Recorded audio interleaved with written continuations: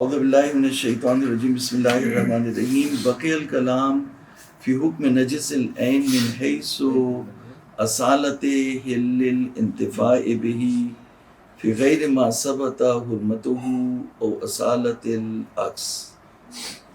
کہہ رہے ہیں کلام باقی رہ گیا نجس العین میں۔ ہم نے اس سے پہلے جو گفتگو کی وہ کس میں کی؟ وہ ہماری تھی متنجس میں، یعنی الدہن المتنجس، جس میں نجاست عارض ہوئی۔ جیسے ایک تیل تھا، اس میں چوہے نے ڈبکی لگائی اور ڈوب کے مر گیا اور اسی میں گھل گیا، تو وہ تیل اس کے بارے میں ہماری بحث چل رہی تھی۔ اب اس وقت جو ہماری بحث ہے وہ نجس العین کے بارے میں، یعنی جیسے ایک دمبا مر گیا، اس کی چکی بھی مردار میں سے ہے، تو اس کی چربی کو یا اس کی چکی کو پگھلا کے تیل بنایا جائے، تو یہ ہے نجس العین۔ نجس العین کی جو مثال ہے وہ اس طرح سے، تو ہماری اب تک جو بھی گفتگو چلی اور اس میں ہم نے اصالت الجواز کو ثابت کیا اور بتایا کہ قدماء کا نظریہ ہمارے سے مخالف ہے، باقی متاخرین بھی جو ہے وہ ہمارے ہم نوا ہیں، اور شاید قدماء کی نظر کو بھی ہم اپنے ساتھ کر سکتے، لیکن یہ کہ جو متاخرین ہیں وہ ہمارے ساتھ ہیں اور دلیل بھی ہمارے ساتھ ہے، اور جو ان کے استدلالات ہیں وہ سب ہم نے باطل کیے۔ تو اب اس وقت جو ہماری بحث ہے وہ نجس العین میں ہے، یعنی ایک چیز جو وہ ذاتاً نجس ہے۔ تو اب اس میں دو تین چیزیں ہیں، دیکھیں اگر آپ لکھیں تو اگر کوئی چیز ذاتاً نجس ہے تو اس میں تین چیزیں ہیں۔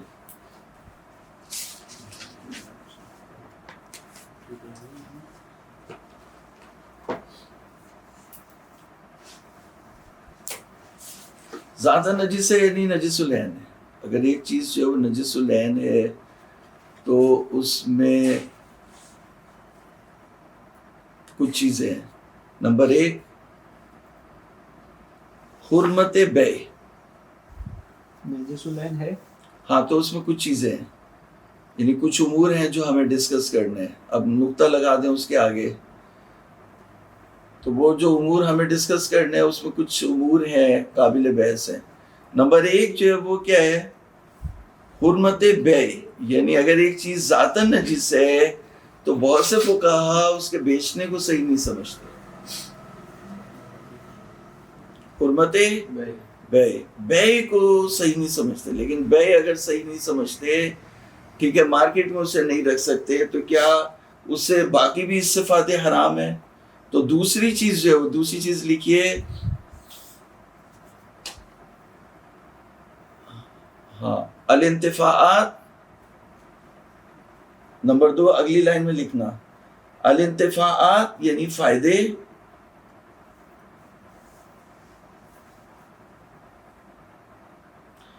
اس کا عنوان لگا دوسرے فائدے، یعنی جن چیزوں میں حرمت ثابت ہوئی ہے ان کے علاوہ جو فائدے ہیں اس کے بارے میں ہماری گفتگو ہوگی۔ فی غیر ما ثبتت حرمتہ، اس کا عنوان یہ الانتفاعات فی غیر ما ثبتت حرمتہ، تو اس کا کہنا ہے دوسرے فائدے۔ آپ سے بھی یہ لکھ لیں دوسرے فائدے۔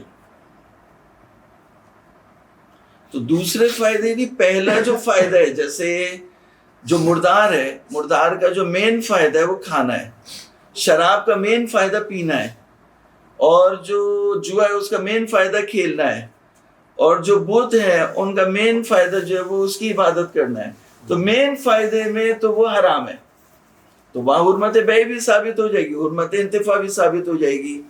تو فی غیر ما ثبتت حرمتہ، جہاں پہ حرمت ثابت نہیں ہے، جہاں پہ حرام نہیں ہے، جن چیزوں سے فائدہ اٹھانا حرام نہیں ہے، تو اس میں اب کیا کرنا ہے؟ فی غیر ما ثبتت حرمتہ، اس میں کیا کرنا ہے؟ تو اس میں جو ہے وہ کہہ رہے ہیں کہ یہ ہم بحث کریں گے کہ دوسرے فائدے اٹھا سکتے ہیں یا نہیں اٹھا سکتے، کیونکہ ابھی ہم اس چیز کے اوپر بحث کو لے جائیں جس میں جو بزرگوں نے انہوں نے کہا ہے کہ بیع کرنا حرام ہے، تو اب وہ ان کے منہ پہ مارنا تو وہ صحیح نہیں، پہلے دوسری چیزوں کو کر کے آہستہ آہستہ جو ہے وہ وہاں تک بھی پہنچیں گے، تو پھر بات کریں گے کہ بیع کا کیا حکم ہے کیا نہیں ہے، ٹھیک ہے۔ تو دیکھیں عبارت کو دوبارہ دیکھیں، بقی الکلام فی حکم نجس العین، بقی الکلام فی حکم نجس العین، نجس العین میں جو ہے وہ کلام باقی رہے گا من حیث اصالتہ الانتفاع بہ، یعنی اصل جو ہے وہ انتفاع حلال ہے اس سے، کس سے؟ بنجس العین فی غیر ما ثبتت حرمتہ، جہاں پر حرمت اس کی ثابت نہیں ہوئی ہے وہاں پہ باقی فائدے اٹھانا اس سے، دوسرے فائدے اس سے حلال ہیں، اور اصالت الاصلیہ حرام ہے۔ آپ کے اصل جو ہے وہ حرام ہے، یا آپ ثابت کریں کہ اصل یہ کہ حلال ہے۔ اب جیسے قرآن مجید نے کہا حرمت علیکم المیتۃ، تو یہ حرمت اگر منصرف ہو گئی عقل کی طرف تو باقی چیزوں میں جو ہے وہ کوئی دلیل ہی نہیں ہوگی حرمت کی، تو باقی چیزوں میں جیسے ہم نے مثال دی تھی کہ شطرنج ہے، شطرنج کا خریدنا حرام ہے، بیچنا بھی حرام ہے، تو اگر فرض کر لیں کہ شطرنج کا بیچنا اور خریدنا حرام ہے، اور شطرنج جو ہے وہ ردی بن گیا، اور ایک ردی پیپر والے نے وہ شطرنج جو ہے وہ ردی کا شطرنج جو ہے وہ خرید لیا، اور خرید کے اس نے جو ہے کسی اور کو آگے بیچ دیا، کسی اور استفادے کے لیے، کھیلنے کے لیے نہیں، تو وہاں پہ وہ کیا ہو جائے گا؟ حلال۔ تو کہہ رہے ہیں کہ فی حل الانتفاع بہ فی غیر ما ثبتت حرمتہ، تو یہاں جس مورد میں اس کی حرمت ثابت ہے اس کے لیے خریدنا اور بیچنا تو حرام ہے، فی غیر ما ثبتت حرمتہ وہاں پہ کیا حکم ہے وہ بتائیے۔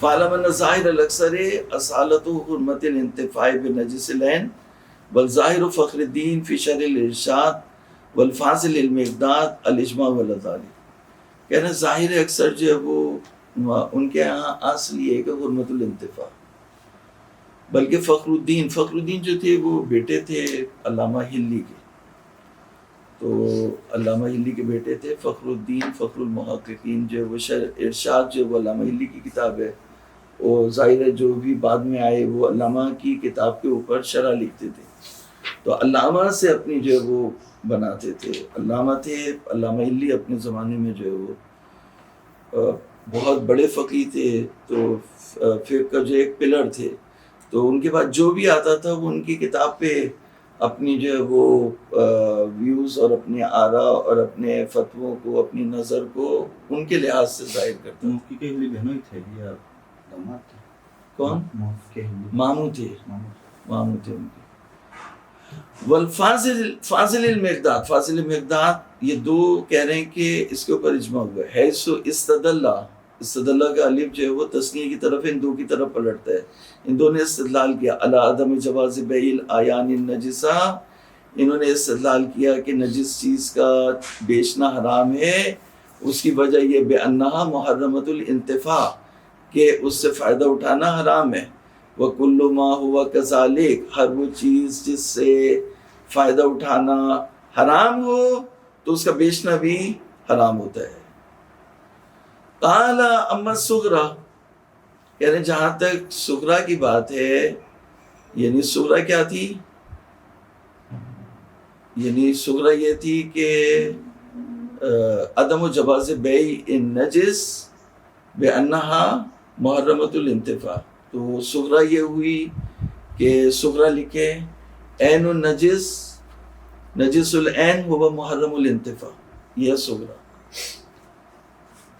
نجس العین عین النجس یا نجس العین ہوا محرم الانتفاع، نجس العین محرم الانتفاع، یہ اس کے آگے لکھے محرم الانتفاع، نجس العین ہوا محرم الانتفاع، وَكُلُّ مَا كَانَ مُحَرِّمَ الْانتِفَاعِ، یہ کبرا ہے، اگلی لائن میں لکھنا کبرا، كُلُّ مَا كَانَ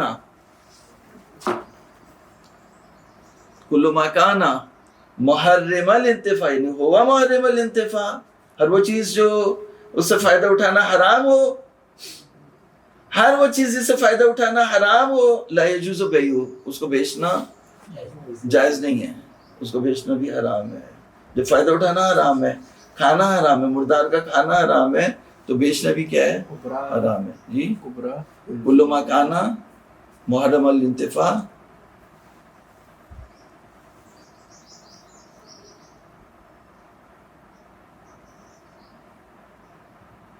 لا یجوز بیعہ،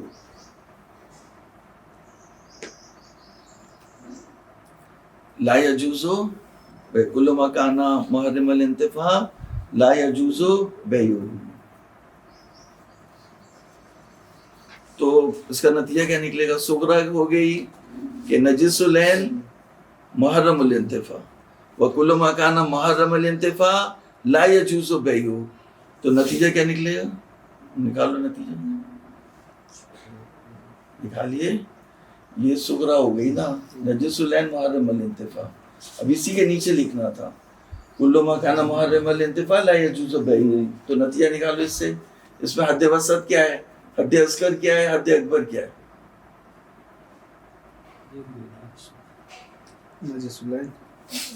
نجس العین تو یہ ہو گئی حد اصغر. لکھو لائن لکیر لگا اس کے نیچے، حد اصغر ہو گئی نجس العین. انتفاع جو ہے وہ محرم الانتفاع، یہ حد وسط ہے. حد وسط کو کاٹ دو،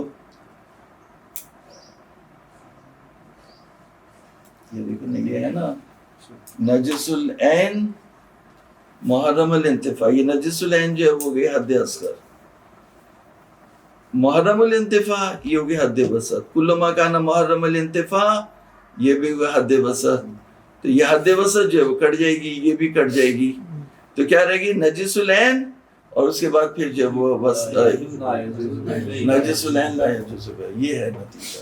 ٹھیک ہے نا؟ میں چاہتا تھا آپ کے لیے تھوڑا سا دماغ چلے.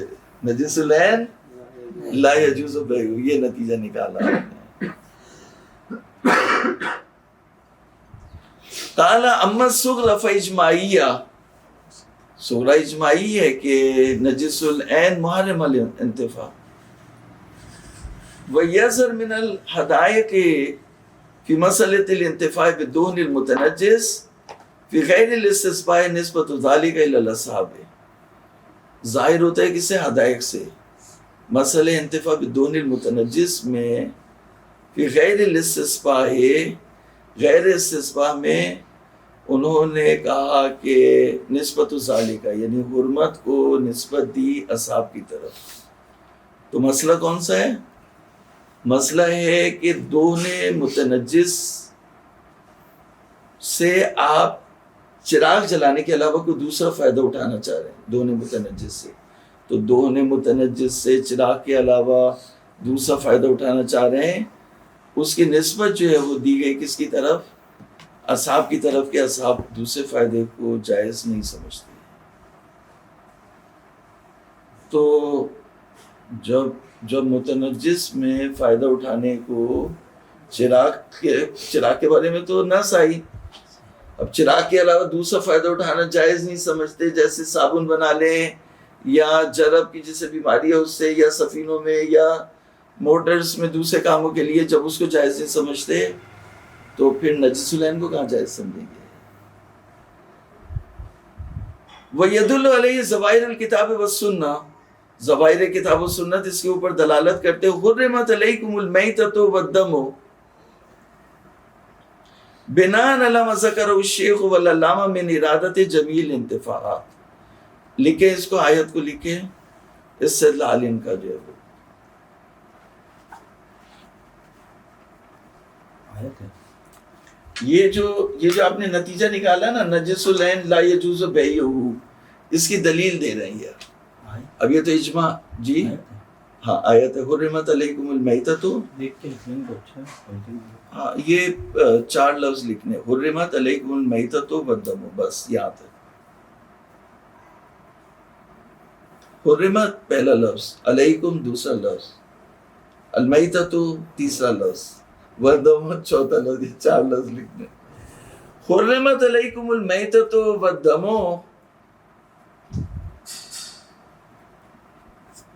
اب اس میں حرمت کے آگے آپ ایک تیر کا نشان لگاؤ، نیچے یوں جا رہا تیر اگلی لائن میں. ہاں اب حرمت سے کیا مراد ہے؟ حرمت یعنی حرام ہے تمہارے لیے مردار اور خون.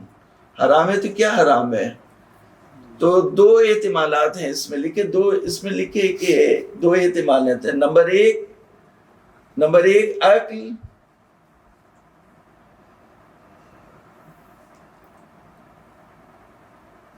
عقل حرام ہے. اگلی لائن میں لکھو نمبر 2 جمیع انتفاعات، سارے فائدے، تمام فائدے حرام ہیں. تو آیت کریمہ میں دو احتمالات ہیں. آیت کریمہ میں دو احتمالات ہیں. ایک احتمال یہ ہے کہ تمام فائدے حرام ہیں، اور دوسرا احتمال یہ ہے کہ تمام فائدے جو ہے وہ حرام، کھانا حرام ہے، صرف کھانا پینا حرام ہے، باقی فائدے جو ہے وہ جائز ہیں. تو اگر آپ حرمت کو لے گئے اکل اور شرب کی طرف تو باقی فائدے جائز ہو جائیں گے. منصرف یعنی کر دیا آپ نے اکل اور شرب کی طرف، باقی فائدے جائز ہو جائیں گے. لیکن اگر آپ اسے جمعی انتفاعات پہ لے گئے تو پھر جو ہے وہ ان کی بات جو ہے وہ دلیل بن جائے گی. جو ہم نے ابھی صغرا اور کبرا کر کے نتیجہ نکالا تھا اس کی دلیل بن جائے گی کہ نجس العین لا یجوز بیعہ. کیوں لا یجوز بیعہ؟ اس لیے کہ آیت نے کہا حرمت علیکم المیتۃ والدم ولحم الخنزیر وما اہل بہ لغیر اللہ وما اہل لغیر اللہ بہ. یہ پہلی دلیل. دوسری دلیل انما الخمر والمیسر والانصاب والازلام رجس من عمل الشیطان الدال علی وجوب اجتناب کل رجس وهو نجس العین. یعنی کہ حرمت علیکم المیتۃ والدم، یہ تو ہو گیا. انما الخمر والمیسر والانصاب والازلام رجس من عمل الشیطان فاجتنبوہ، اس پہ بھی ہم زیادہ بات کر چکے، تو بار بار تکرار نہیں کرنے، تو موریت بدلا ہے. تو یہ دلالت کر رہے کہ ہر رجس سے اجتناب واجب ہے. تو آپ صغرا بنائیں گے کہ نجس العین رجسن وکل ما کان رجسن فیجب الاجتناب عنہ ونجس العین یجب الاجتناب عنہ. یہ اس طرح سے جو استدلال کریں گے. تو اسے اور تیسرا بھی اسی طرح سے ورجس فاہجر، ٹھیک ہے نا. رجس کو رجس کر دیں تو وہ دوسری آیت کریمہ کی طرف پلٹا دیں تو یہاں بھی جو ہے اس سے استدلال ہو جائے. بناء علی ان ہجرہ یا حجرہ، جو بھی اس کا ضبط ہے، یعنی اس کو ترک کرنا، لا یحصل الا بالاجتناب عنہ مطلقا. تو یہ تین آیتوں سے استدلال کیا انہوں نے. چوتھا جو ہے روایت تحف العقول.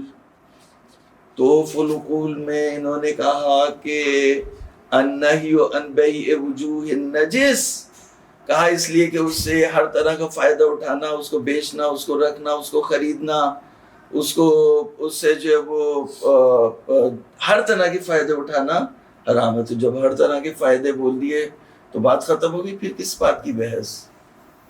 تو ابھی شیخ اس کا جواب دیں گے، ابھی تو استدلال ہو رہا ہے. تو کہہ رہے ہیں کہ وَتَعْلِيلُهُ علت لے کے آنا روایت تحف العقول میں حرمت بیع وجوہ النجس بحرمت الاکل والشرب، کہ اس کا کھانا حرام ہے، پینا حرام ہے، رکھنا حرام ہے، اور جمعی تقلبات حرام ہے. یہ تیسری، یہ روایات کے بعد حدیث میں دوسری دلیل ہو گئی. اور یدل علیہ ایضا کل ما دل من الاخبار والاجماع علی عدم جواز بیع نجس العین بناء علی ان المنع من بیعہ لا یکون الا مع حرمت الانتفاع بہ. اس میں آپ کو ضمیمہ کرنا پڑے گا ہر اس چیز کو جس کے بارے میں اجماع اور اخبار نے کہا کہ اس کا بیچنا حرام ہے. کیوں؟ اس لیے کہ اس سے فائدہ اٹھانا، اس کے انتفاعات حرام ہے، تو اس کا بیچنا بھی کیا ہے؟ حرام ہے. کل ما دل من الاخبار والاجماع، اخبار اجماع سے ہر چیز جو دلالت کر رہی ہے علی عدم جواز بیع نجس العین، اس کے اوپر بنا رکھتے ہوئے کہ ان المنع من بیعہ، روکنا اس کے بیع سے، لا یکون الا مع حرمت الانتفاع بہ، حرمت انتفاع کی وجہ سے اس کا بیع حرام ہے. تو جب حرمت انتفاع ثابت ہو گئی تو بس پھر جو وہ بات آپ کی ثابت ہو گئی. الاصل ہوا حرمت الانتفاع فی نجس العین. کہہ رہے ہیں ولیکن ھذا، ولیکن یہ ہے لیکن جو ہے وہ آ گئی.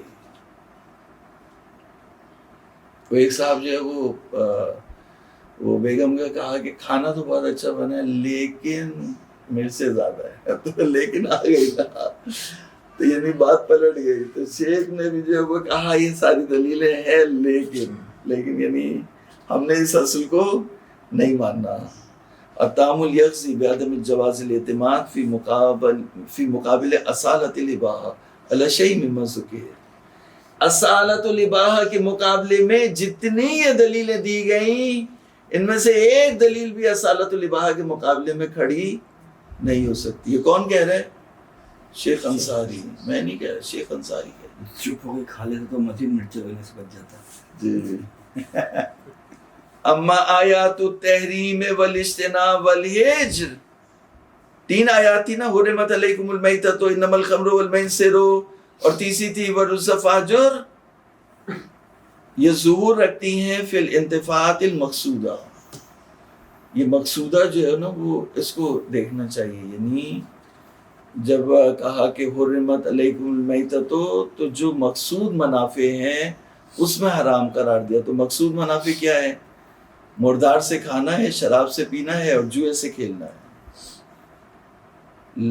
فی کل نجس بحسبی وہی فی مثل المیتۃ الاکل وفی الخمر الشرب وفی المیسر اللعب بہ وفی الانصاب والازلام، بتوں میں اور بانسوں میں اور بتوں میں جو ان سے مناسب، ان کے حال سے مناسبت، ما یلیق بحالہما، وہ چیز حرام ہوگی جو ان کے حال سے مناسبت رکھتی ہو. وَأَمَّا رِوَایَتُ فِي الْعُقُولِ فَالْمُرَادُ بِالْإِمْسَاكِ وَالتَّقَلُّبِ. یہ اگر اس کو ٹائپ کرنے والا جو ہے وہ پڑھا لکھا ہوتا تو طالب علم جو ہے نا بہت پڑھ لکھ جاتے ہیں. اس کو ٹائپ کرنے والے جو جاہل ہیں تو وہ سوال کو ایک پیراگراف بناتے، استدلال کو ایک پیراگراف بناتے، اور جو جوابات ہیں ان کو ایک پیراگراف بناتے. تو یہ وجہ ہے کہ طالب علم بھی وہ ڈھونڈتا رہتا ہے اور وہ تلاش کرتا رہتا ہے کہ کہاں سے جو وہ سرا ملے. تو یہ ایسی کتاب ہو جس میں وہ پورا جواب ایک پیراگراف میں ہو. ٹھیک ہے. وَأَمَّا رِوَایَتُ فِي الْعُقُولِ فَالْمُرَادُ بِالْإِمْسَاكِ وَالتَّقَلُّبِ فِيهِ مَا يَرْجِعُ إِلَى الْأَكْلِ وَالشُّرْبِ. کہنا روایت توف العقول میں جو کہا کہ تمام تقلبات حرام ہیں، تو کہہ رہے ہیں وہ تمام تصرفات جو پلٹتے ہوں عقل و شرب کی طرف. جیسے مثال مارکیٹنگ کر رہا ہے، ایڈورٹیزمنٹ کر رہا ہے، پیکنگ کر رہا ہے، گھر میں رکھ رہا ہے، فریز کر رہا ہے، خرید رہا ہے، کیا کر رہا ہے، جو بھی جتنے بھی تصرفات ہیں اگر وہ پلٹ رہے ہیں عقل و شرب کی طرف تو وہ حرام ہے. یہ شیخ کا جواب ہے. وَإِلَّا فَسَيَجِيءُ الْإِتِّفَاقُ عَلَى جَوَازِ إِمْسَاكِ نَجِسِ الْعَيْنِ لِبَعْضِ الْفَوَائِدِ.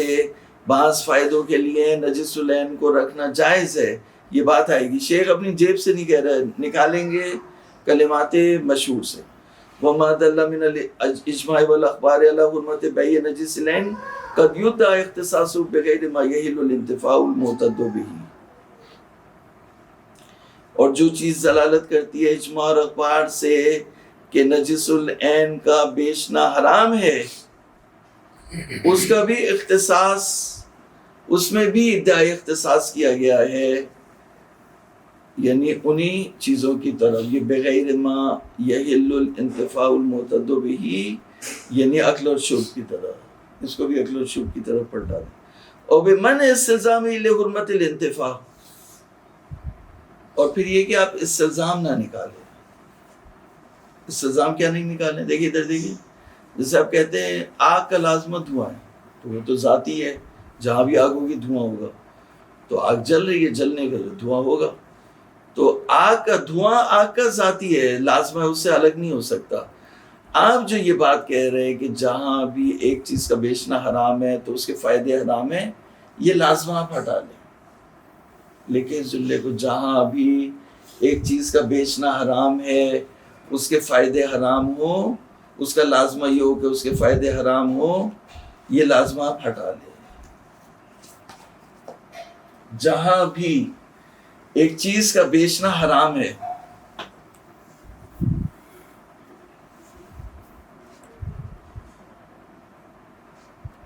اس کا لازمہ یہ ہو کہ اس سے استفادہ کرنا بھی حرام ہے. یہ بات قابل قبول نہیں. ہاں، یہ بات قابل قبول نہیں ہے. یہ لازمہ ہٹا لیں. اس کا استفادہ حرام. ہاں، جہاں بھی ایک چیز کو بیچنا حرام ہو، اس سے استفادہ کرنا حرام ہو، اس سے دوسرے فائدے اٹھانا حرام ہو. دوسرے نہیں، یعنی سارے فائدے اٹھانا، جہاں بھی ایک چیز کا بیچنا حرام ہے، اس سے فائدہ اٹھانا حرام ہے، یہ چیز آپ جو ہے وہ ختم کر دیں۔ جیسے مثال کے طور پر میں نے جو ہے وہ شراب کی بوتلیں بھنگی کو دی کہ لے جا کے انہیں جو ہے وہ پھینک دو، یا جو ہے وہ پولیس نے جو ہے وہ چرس رکھی ہوئی ہے جلانے کے لیے، تو رکھنا اس کا جائز ہے، تو رکھنا چرس کا رکھنا تاکہ اسے جلا دے، یہ نہیں کہ نکال کے اس میں سے کچھ جو ہے وہ بیچنا شروع کر دے، وہ تو حرام ہی ہو جائے گا۔ لیکن وہ چرس کو یا ہیروئن کو رکھ رہا ہے کہ اس کو جلانا ہے، تو جلانے کے لیے تو اسے رکھنا پڑے گا، پھر اس کو جمع کرنا پڑے گا، پھر اس کو ٹارچ لگانی ہوگی، آگ لگانی ہوگی، پھر جلے گا، تو اس سے پہلے بھی مقدمات ہوں گے، وہ سارے مقدمات کیا ہوں گے؟ حلال ہو جائیں گے۔ تو یہ لازمہ کہ جس چیز کا بیچنا حرام ہے اس سے فائدہ اٹھانا حرام ہے، یہ لازمہ آپ ہٹا لیں۔ بمن استلزام لحرمت الانتفاع بناء علی ان نجاست العین مانع مستقل عن جواز البیع، یعنی بعض لوگ صرف نجاست، عین نجاست کو ایک مستقل رکاوٹ سمجھتے ہیں، کس کی؟ جواز بیع کے لیے، یعنی اس کے لیے ضروری نہیں ہے کہ اس میں کوئی فائدہ نہیں ہے یا اس کے تمام جو فائدے ہیں وہ حرام ہے اس لیے اس کا بیچنا حرام ہے۔ نہیں، بیچنا صحیح نہیں ہے۔ اب مثال کے طور پر جو ہے وہ جیسے مثال کے طور پر جو ہے وہ مری ہوئی مرغی کا گوشت ہے، تو اس کا بیچنا جائز نہیں ہے، لیکن آپ نے اٹھا کے دے دیا کسی کو کہ یہ چیل کبوں کو کھلا دینا، تو یہ فائدہ اٹھانا صحیح ہے، اس کو رکھنا اس کام کے لیے صحیح ہے، اس کو لے لینا دے دینا صحیح ہے، بیچنا صحیح نہیں ہے، کیونکہ بیچنا ایک معنی مستقل ہے کس سے؟ رکاوٹ سے، یعنی نجس العین سے۔ نجس العین خود ایک رکاوٹ ہے جواز بیع میں، من غیر حاجت الی ارجاعها الی عدم المنفعۃ المحللہ واما تهواهم الاجماع فمدفوع بظہور کلمات کثیر منہم، کہہ رہے ہیں کہ بہت سے جو فقہاء ہیں ان کے کلمات ظاہر ہیں اس میں کہ نجس العین سے فائدہ اٹھانا جائز ہے، تو وہ اجماع تو ہوا میں اڑ گیا۔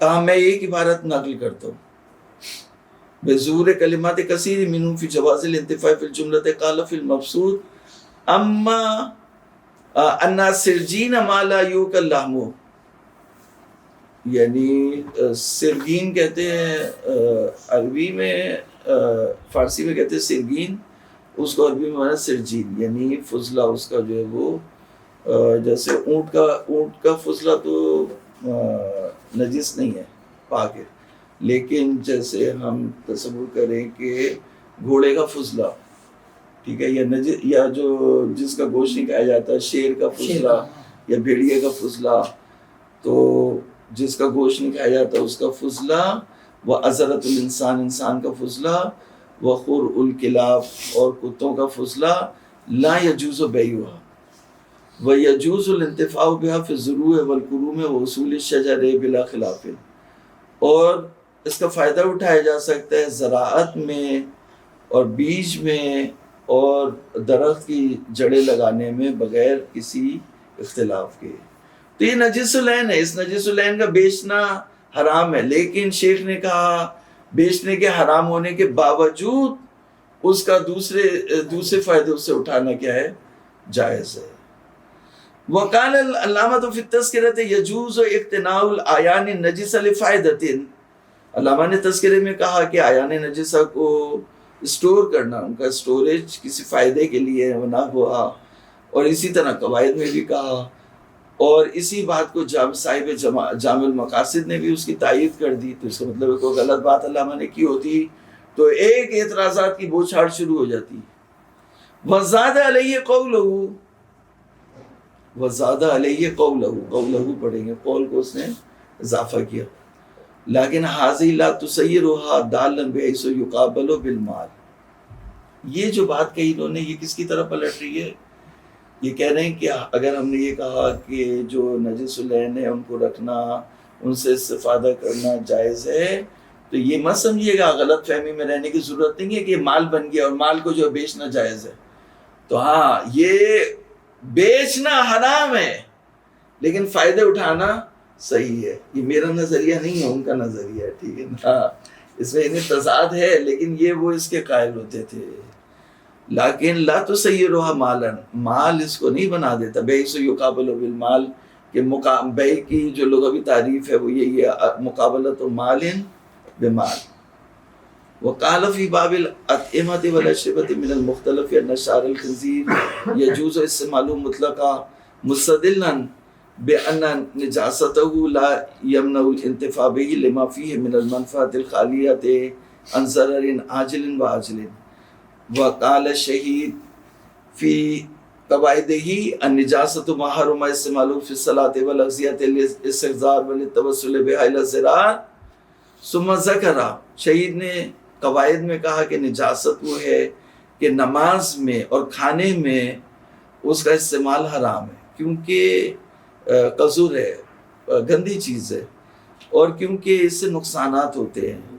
پھر ذکر کیا کہ قید اغذیہ جو وہ مورد حکم کے بیان کرنے میں ہے، اور اس میں شیخ کہتے ہیں وفیہ تنبیہ علی الاشربہ، یعنی اس میں تنبیہ ہے جو پینے والی چیزیں ہیں ان کے اوپر، کہ پینے والی چیزوں کو بھی جو ہے وہ ان سے نماز کے لیے اور وضو کے لیے اور طواف کے لیے فائدہ نہیں اٹھایا جا سکتا.